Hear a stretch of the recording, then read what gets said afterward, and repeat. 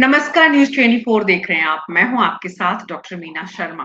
बिहार की राजनीति में पिछले 20 साल से एक नाम में निरंतरता है, लगातार अपनी उपस्थिति बनाए हुए है और 2025 के चुनाव के बाद इस नाम का क्या होगा, यही पिछले लगभग एक साल से, जब से चुनावी माहौल बना है, ज्यादा चर्चा है। यूं तो नीतीश कुमार आज भी राज्य के मुख्यमंत्री हैं और चुनावों की घोषणा के साथ ही सवाल ये खड़ा हो गया है कि क्या एक बार फिर से वो मुख्यमंत्री बनेंगे। 20 साल तक लगातार किसी व्यक्ति का मुख्यमंत्री पद की कुर्सी पर बिहार की सियासत में बने रहने का रिकॉर्ड नीतीश कुमार ने जो बनाया है, उन्हें इतना सहजता से और सरलता से नहीं समझा जा सकता है।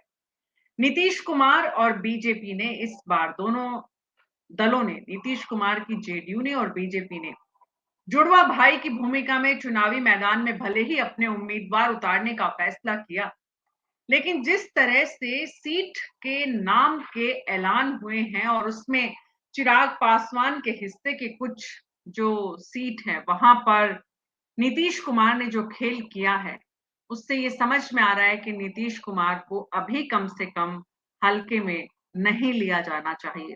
उनके स्वास्थ्य को लेकर बहुत सारी चर्चाएं हैं। उनकी पार्टी के बड़े नेताओं का बीजेपी के साथ मिली भगत को लेकर भी बहुत सारी चर्चाएं हैं। लेकिन नीतीश कुमार का वोटर इस बात को कहीं ना कहीं जरूर समझ रहा है कि अगर नीतीश कुमार को कमजोर करने की साजिश हुई किसी तरह से, या सोचा जा रहा है भीतर खाने, जिस तरह से मुख्यमंत्री पद को लेकर, उम्मीदवारी को लेकर भी कुछ लोगों के नाम डिप्टी सीएम से लेकर बीजेपी के कुछ अन्य राज्यों के मुख्यमंत्रियों की तरफ से सुनाए गए, इन सब के बीच में सवाल ये है कि बीजेपी और जेडीयू के बीच सब कुछ ठीक तो नहीं है। ना ही महागठबंधन में कांग्रेस और तेजस्वी यादव के बीच भी अभी स्थिति तस्वीर साफ हो पा रही है। हालांकि तेजस्वी भी बिना सीटों के बंटवारे और बिना नामों के ऐलान के साथ ही क्या अपनी उम्मीदवारी पेश करेंगे। बहुत सारी बातें हैं, इन सब के बीच में समझने की कोशिश कर रहे हैं कि वाकई नीतीश कुमार अभी एक बार फिर से इस पूरे बिहार की सियासत के गेम चेंजर बने हुए हैं। हमारे साथ अमिताभ ओझा, एसोसिएट एडिटर, न्यूज़ 24 हैं। ऋषिकेश कुमार, संवाददाता, विशेष संवाददाता, हमारे साथ जुड़े हुए हैं। राहुल आनंद, बीजेपी के प्रवक्ता। मोहन दास, जेडीयू के प्रवक्ता। प्रमोद सिन्हा जी, आरजेडी के प्रवक्ता। करण कुमार पप्पू, प्रदेश कांग्रेस। रोशन सहनी, प्रवक्ता, वीआईपी। आप सभी का बहुत बहुत स्वागत है। तो जेडीयू से हमारे साथ महेश दास जी जुड़े, तब तक राहुल आनंद जी जुड़ चुके हैं। महेश जी भी नजर आ रहे हैं। महेश जी जब तक अपनी तकनीकी परेशानी, महेश जी आपको मेरी आवाज आ रही है?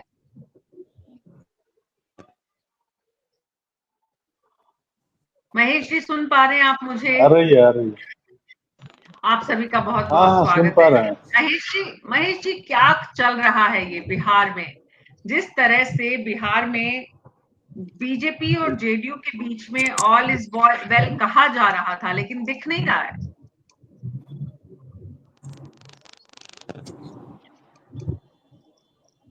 देखिए, एनडीए गठबंधन में ऑल इज वेल है।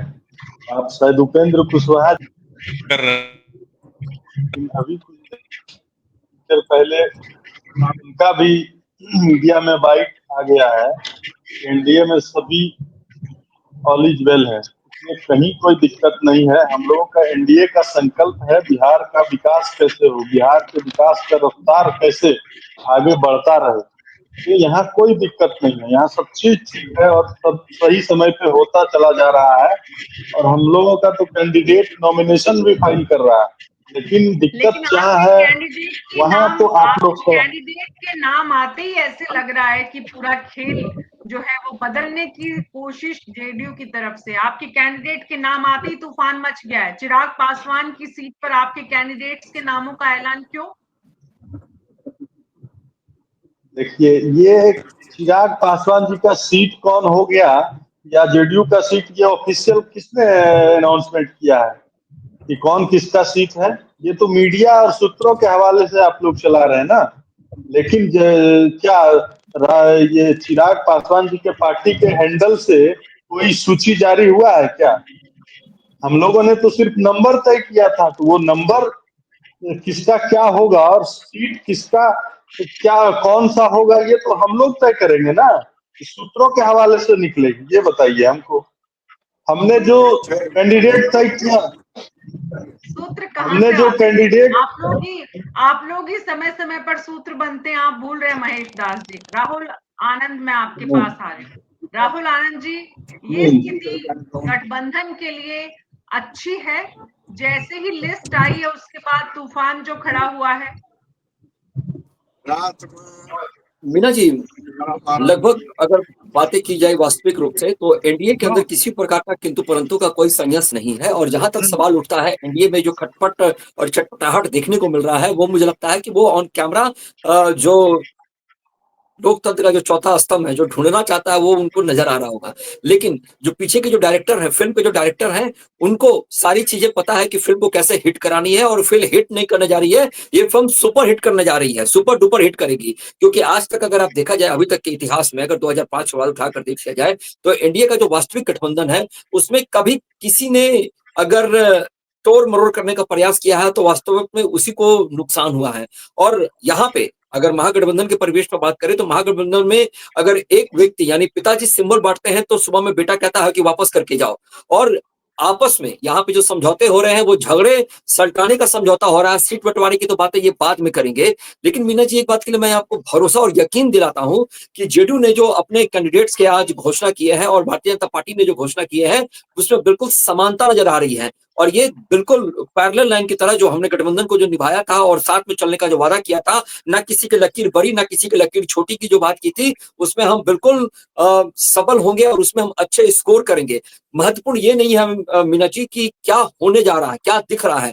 महत्वपूर्ण ये है कि अर्जुन को वो मछली का आंख दिख चुका है और उस मछली का आंख का एक ही वास्तविकता और एक ही सच्चाई है कि कैसे भी सत्ता में स्थापित होना है और बिहार की जनता को सुख और समृद्धि से भरपूर करना है। और महालक्ष्मी का त्योहार भी आ रहा है। बहुत राहुल जी, बड़े फिल्म के शौकीन लगते हैं आप।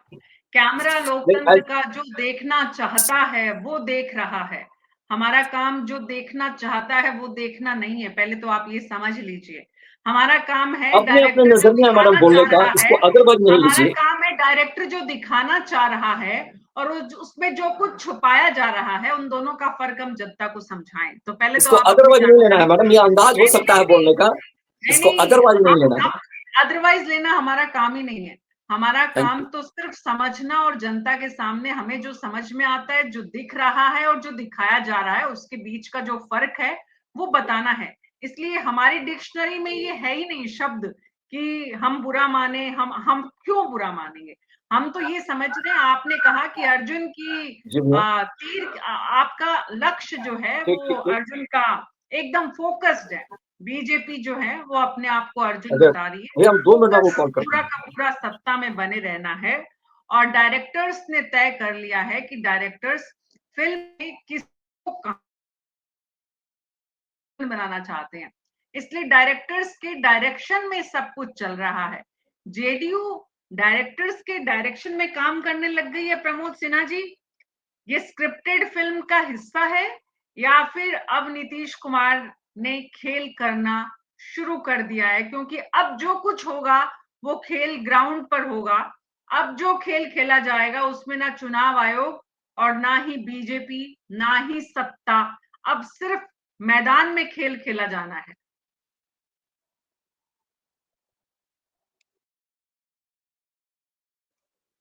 प्रमोद जी, ऑडियो ऑन कर लीजिए अपना।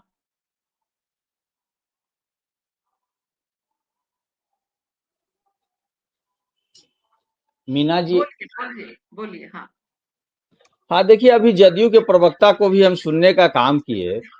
उन्होंने आपसे सवाल करने का काम किया कि कहाँ से ये पता चल गया कि सीटों का बंटवारा और किनको किनको कौन सी सीटें दी गई। तो अगर ये सूत्रों के हवाले से ही था तो फिर जब सीटों का बंटवारा इन लोगों ने घोषणा करने का जब काम किया कि इतने इतने सीटों पर लड़ेंगे, तो फिर बवाल क्यों इनके भीतर मचा? जीतन राम मांझी जी का जो बयान है या उपेंद्र कुशवाहा जी का जो बयान आया वो आखिर किस संदर्भ में आया? उपेंद्र कुशवाहा जी ने तो अभी कहने का काम किया एनडीए में सब कुछ ठीक नहीं है। उन्होंने तो यहां तक कहा कि बादलों की बारिश जो है हमारे ही ऊपर करा दी गई। और जीतन राम मांझी जी ने तो यहां तक कहा कि मखदुमपुर और बोध गया की सीटों पर भी हम अपना प्रत्याशी खड़ा करेंगे।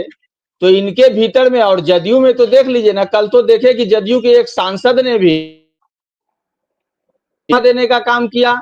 और आप देखिए कि इस प्रकार से जो पुराने वहां जदयू में क्या है ना, धारा के लोग हो गए हैं। एक धारा के लोग तो जो पुराने लोग इनके जुड़े हुए थे समता पार्टी से, और दूसरे भारतीय जनता पार्टी के द्वारा वहां पर जो है जुटाए गए हैं।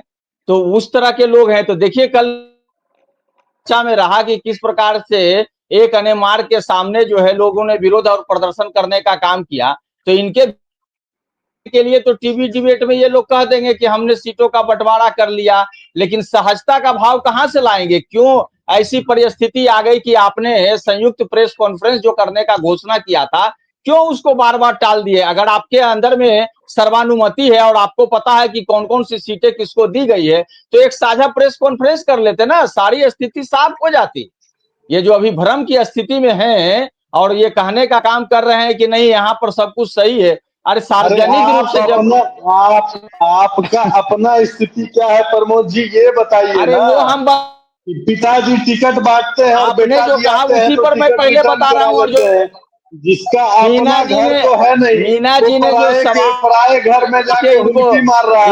इनको हमारा दिक्कत तो होने लगा। कैंडिडेट अरे नॉमिनेशन शुरू कर दिया है। आप अपना बताइए ना कि आपका क्या स्थिति है। आप तो कैंडिडेट अभी नंबर तक नॉमिनेशन कर फाइनल दिया नहीं है, कर पाए लेकिन हैं। घटक दल में नहीं बात यहाँ है कि घटक दल में आपस में तनातनी क्यों, सिर फुटौल क्यों? आपके भीतर में जो सिर्फ आपका अपना, इन्होंने सवाल अरे किया है, मैं तेजस्वी बता रहा यादव, हूँ। आप भले जैसे तेजस्वी नॉमिनेशन यादव आप दिल्ली दाखिल कर गया था दीजिए, माथा लेकिन टेकने। आपके घटक दल में कुछ तेजस्वी है यादव बचा हुआ? अरे आप तेजस्वी लोगों में यादव अब माथा एनडीए बचा टेकने हुआ दिल्ली है। गया था, एनडीए फिर भी राहुल गांधी है। दरवाजा नहीं खोला कार्यक्रम है। को देख रहे हैं, एक मिनट, हमारे दर्शक जो इस कार्यक्रम को देख रहे हैं वो सभी अरे पार्टी के एनडीए बचा, प्रवक्ताओं से अगर कोई बताइए ना। सवाल करना चाहते हैं तो हमारे फेसबुक और यूट्यूब चैनल के कमेंट बॉक्स में आप अपने सुझाव और सवाल दोनों लिख सकते हैं। पैनलिस्ट से हम वो सवाल लेंगे। अमिताभ ओझा जी मेरे साथ जुड़ गए। अमिताभ जी मैं आपके पास आऊंगी। करण कुमार पप्पू जी बहुत देर से इंतजार कर रहे हैं यूथ कांग्रेस से, उनको सुनने के बाद में अमिताभ जी मैं आपके पास आ रही हूँ। करण कुमार पप्पू जी बहुत देर से इंतजार कर रहे हैं। कांग्रेस पार्टी वाकई में बहुत लंबा इंतजार करवा रही है बिहार की जनता को। नमस्कार, आपके तमाम व्यूअर को मैं धन्यवाद देना चाहूंगा।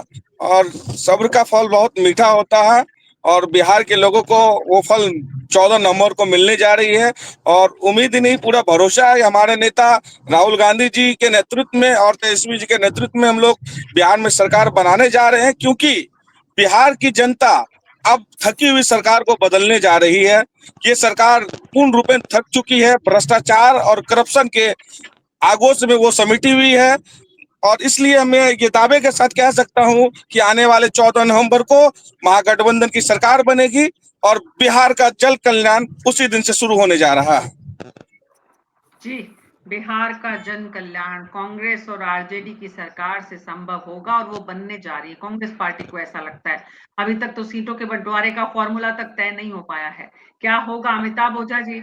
इस वक्त जो बिहार में नीतीश कुमार ने चिराग पासवान के खेमे में सेंधबाजी करने का जो प्रयास किया है वो क्या बताता है?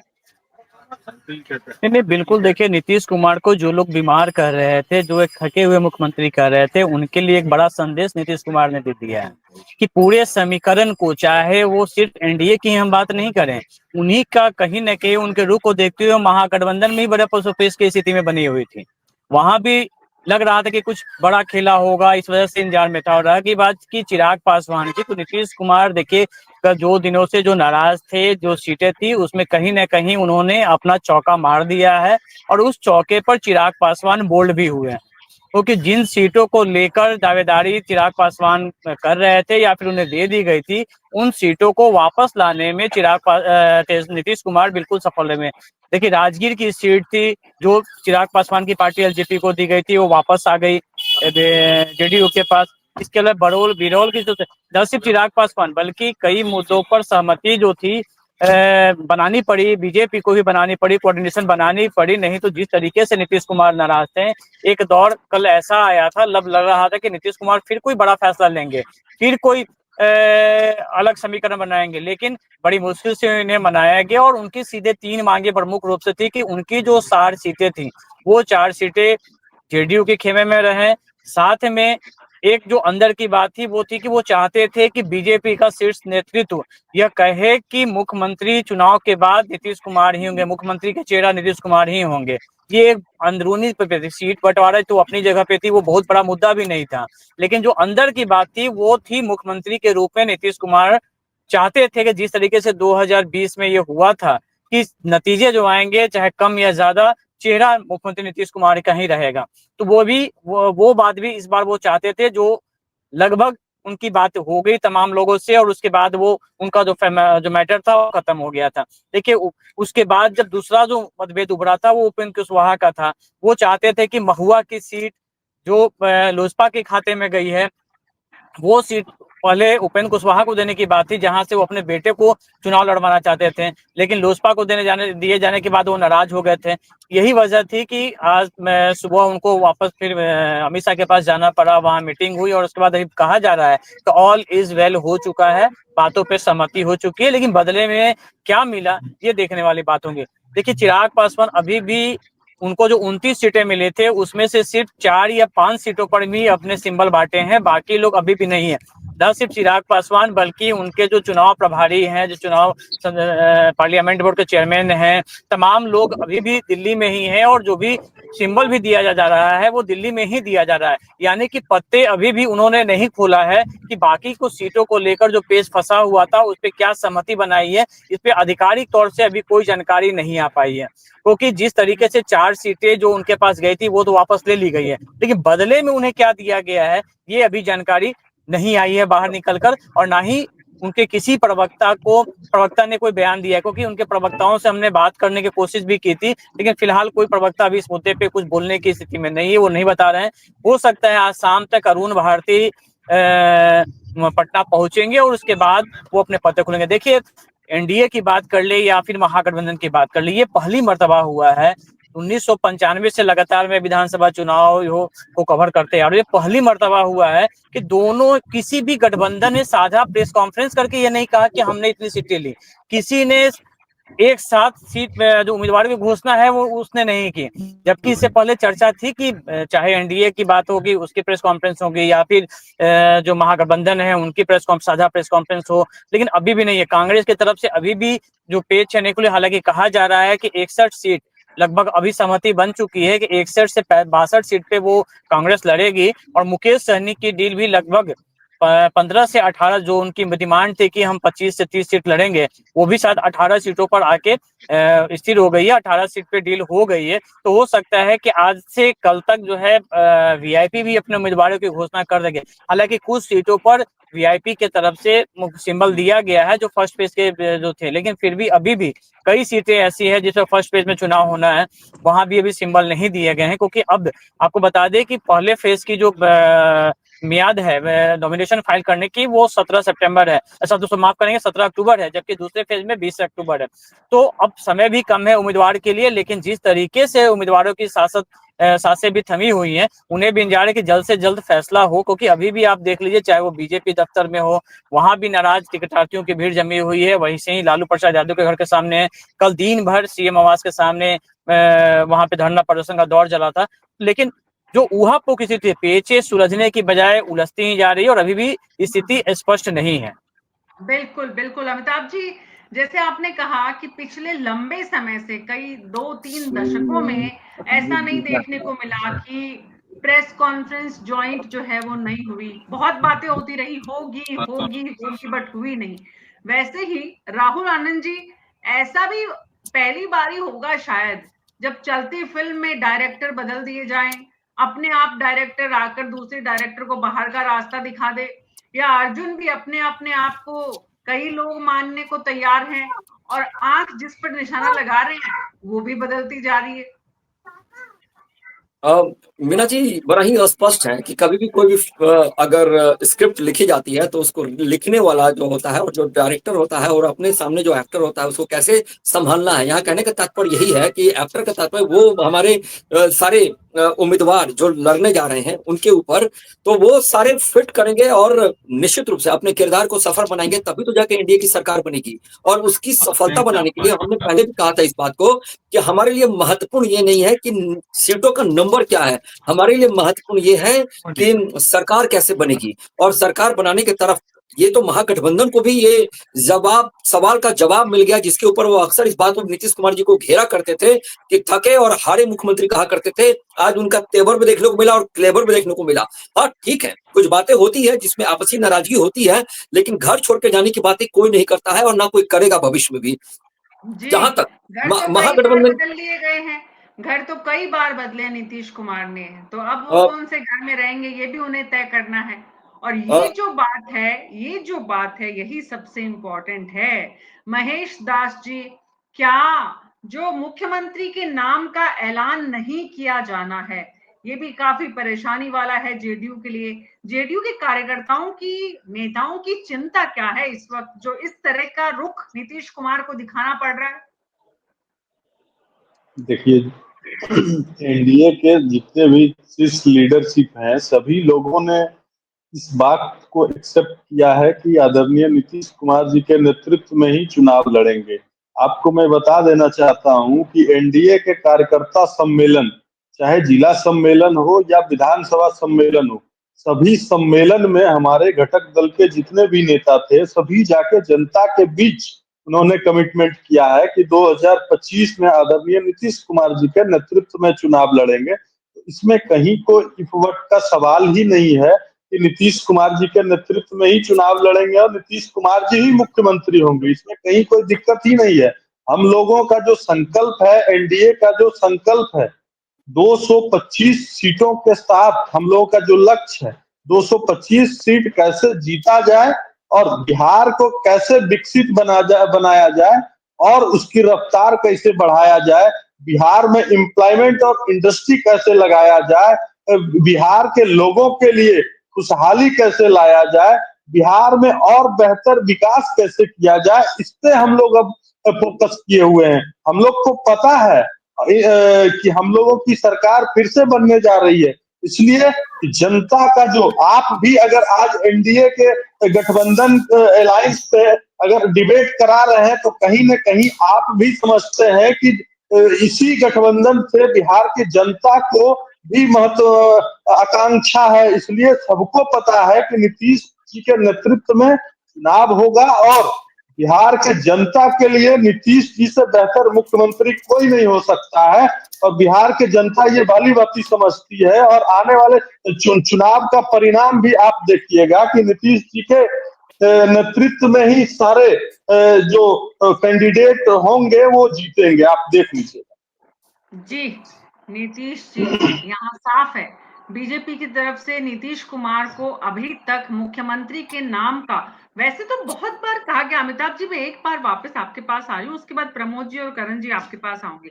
अमिताभ जी, ये तो बहुत रूप, जिस तरह से पोस्टर्स, बैनर्स में हम चेहरे देखते हैं, एक तरफ प्रधानमंत्री का, एक तरफ नीतीश कुमार का, लेकिन बीजेपी की तरफ से खुलकर नीतीश कुमार को ही मुख्यमंत्री बनाया जाएगा, ये सुनना चाहता है जेडीयू।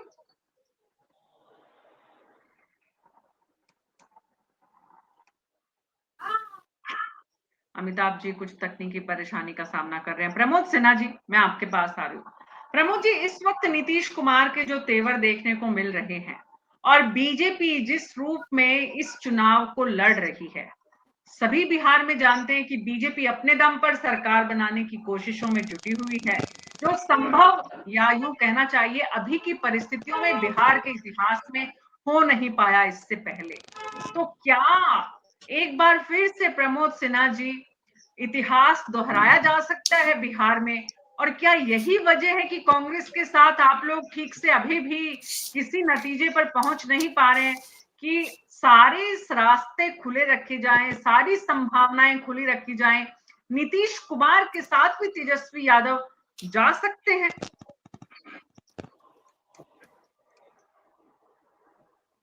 देखिए मीना जी, आपने सवाल किया कि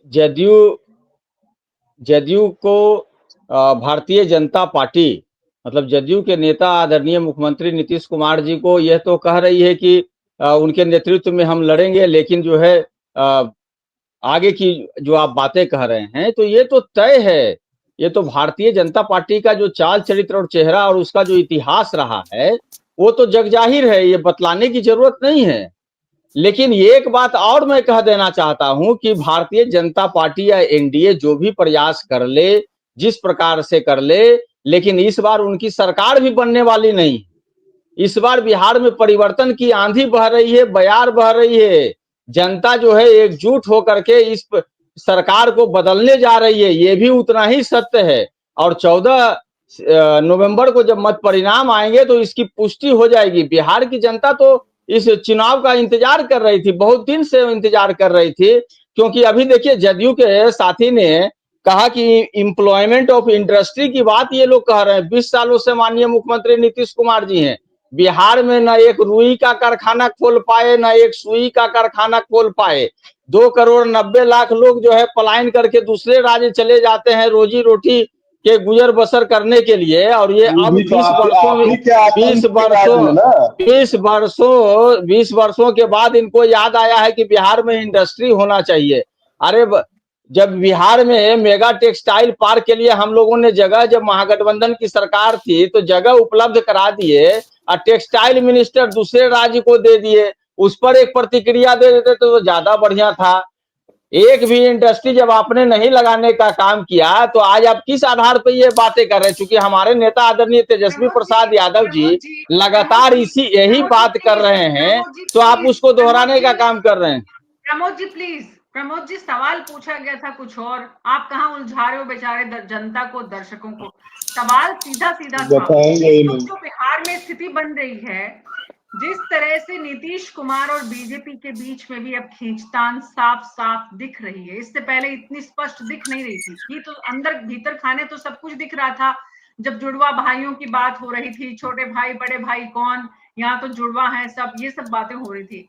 लेकिन सवाल ये है करण कुमार पप्पू जी कि कांग्रेस पार्टी और महागठबंधन में तेजस्वी यादव के साथ जो बात बन नहीं रही है और जो अभी तक खींचतान चल रही है, नतीजे इस वक्त बिहार के चुनाव में अगर ऐसी ही स्थिति रही तो तेजस्वी और नीतीश एक बार फिर से साथ हो सकते हैं?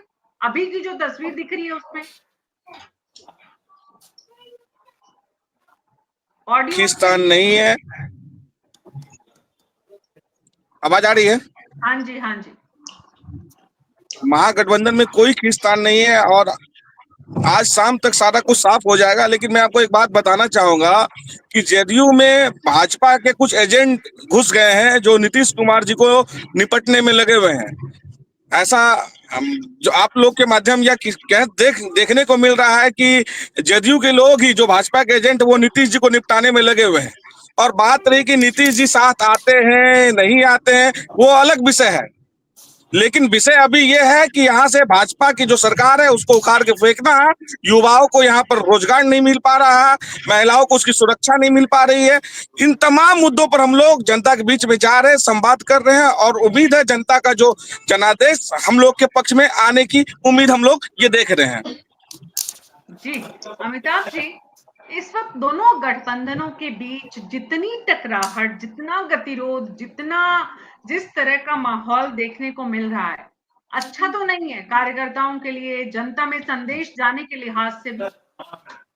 नहीं, बिल्कुल। देखिए, जिस तरीके से दोनों गठबंधन के तरफ से भी उहापोह की स्थिति है, जितनी गांठें सुलझाने की कोशिश की जा रही है, गांठें उतनी ही ज्यादा उलझती जा रही है। तो ऐसी स्थिति में अगर देखा जाए तो ये कहीं से कहीं उचित नहीं है। जो उम्मीदवार सुबह तक एक पार्टी के दफ्तर में रहता है, टिकट नहीं मिला, शाम में दूसरी पार्टी के दफ्तर में गया और उसे टिकट मिल जाती है, तो ये स्थिति यहाँ साफ तौर पर हर पार्टी में देखने को मिल रही है। कल तक जो उम्मीदवार लोजपा का उम्मीदवार गायघाट में थी कोमल सिंह, बाद में जब इधर समझौता हुआ तो वही जेडीयू के उम्मीदवार बन जाती हैं। ऐसे कई नाम हैं, कई जगह कई उम्मीदवारों के बारे में ये देखने को मिला है। तो चाहे हर कोई अपनी ताक में लगा हुआ है, लेकिन जनता तो कंफ्यूज है ही। राम सूरत अभी बीजेपी दफ्तर में आज काफी दिन भर बवाल चला है, क्योंकि वहां से राम सूरत राय जो मुजफ्फरपुर के ओराई से 2 बार के विधायक है, इससे पहले मंत्री भी रहे थे पिछली सरकार में, लेकिन उनका टिकट अचानक काट दिया गया। अब सुबह से उनके जो जनता है वो यहाँ के धरना कर रहे हैं कि या तो आप बदलिए, क्योंकि नए उम्मीदवार जो पैरासूट से आए हैं, दूसरी पार्टी में थे, अचानक से इस पार्टी में आए, उन्हें टिकट दे दिया गया। तो ये जो स्थिति है जनता के लिए भी कठिनाई वाली है, नेता के लिए भी कठिनाई वाली है और पार्टी के लिए भी कठिनाई वाली है। क्योंकि देखिए इस बार जो चुनाव हो रहे हैं उसमें प्रचार के बहुत ही कम सीमित समय है, बहुत कम समय में उन्हें प्रचार भी करना है। बीच में बिहार में दिवाली तो है ही, उसके अलावा छठ पर्व है, छुट्टी भी है, और माहौल भी उस दौरान ऐसा हो जाता है कि भक्तिमय हो जाता है। छठ के दौरान कोई प्रचार नहीं कर सकते। तो ये स्थितियां बड़ी गड़बड़ वाली है, और अभी तक जब ऊहापोह की स्थिति है कि सारे नेता अपना क्षेत्र छोड़कर पटना में डेरा जमाए हुए हैं कि टिकट की आस में है। तो और अच्छा, टिकट बंटवारा भी कब हो रहा है, तो रात के अंधेरे में उनको सिंबल दिया जा रहा है, रात के अंधेरे में कार्यकर्ताओं को लेकर निकल रहे हैं। तो ये स्थिति कहीं ना कहीं ये दिखा रही है कि इस बार कुछ अप्रत्याशित होने वाला है इस चुनाव में, चाहे वो किसी भी गठबंधन की बात करें। जी, बहुत बहुत शुक्रिया आप सबका इस चर्चा में शामिल होने के लिए। अप्रत्याशित बहुत सारी बातें अमिताभ जी ने कही जो इस चुनाव में पहली बार हो रही हैं। अप्रत्याशित रूप से जिस तरह से एक दूसरे के घरों में जो है वो ताका झांकी की कोशिश हो रही है, और वो भी कैसे। नीतीश कुमार का ये जो मोहरा है कि वो चिराग पासवान के घर में जा रहे हैं, वो शायद पिछले चुनाव का बदला लेने की कोशिश जेडीयू की तरफ से की जा रही है, क्योंकि पिछली बार आज से 5 साल पहले जो चुनाव हुआ था 2020 में, उसमें जेडीयू को सबसे बड़ा नुकसान अगर किसी ने पहुंचाया था तो वो चिराग पासवान थे। हालांकि वो बीजेपी की रणनीति का हिस्सा था। इस बार भी बीजेपी की रणनीति का हिस्सा नहीं हो, जेडीयू की तरफ से जो कुछ किया जा रहा है इसकी भी गुंजाइश कम है, लेकिन नीतीश कुमार खुद भी घाव हरे लिए हुए हैं। तो देखना काफी दिलचस्प होगा कि अब नीतीश कुमार अपने असली अंदाज में, क्योंकि अब सिर्फ मैदान में खेलना है और वो मैदान है सियासी, तो इस सियासी मैदान में जो राजनीति के माहिर खिलाड़ी हैं नीतीश कुमार, वो किस तरह से बीजेपी के चाणक्य को मात देने की चालें चलते हैं और आने वाले दिनों में बाकी चालें किस रूप में आगे बढ़ती हैं। दिलचस्प नजारा बिहार की सियासत से लगातार आप न्यूज़ 24 पर हमारे साथ देखते रहिए। हम हर दिन कोशिश करते हैं कि जो कुछ दिखाया जा रहा है और जो दिख रहा है उसके बीच का जो फर्क है वो जनता समझे, ताकि जनता एक स्थिर सरकार चुनने की दिशा में आगे बढ़ सके। बिहार की जनता जो न्यूज़ 24 पर हमारे इस कार्यक्रम को देख रही है, तो जरूर इस बात को समझें कि उनके लिए यानी बिहार के लिए बेहतर सत्ता, स्थिर सरकार, और अगर एक दल की सरकार आ सकती है तो वो कैसे, क्या वो आ भी सकती है, ये जनता को तय करना है। अभी तो महागठबंधन और एनडीए गठबंधन दोनों के बीच जिस तरह की रस्साकसी चल रही है, वो और किसी के लिए अच्छी हो ना हो, बिहार की जनता के लिए अच्छी नहीं है। न्यूज़ 24 पर अभी मेरे साथ इतना ही। नमस्कार।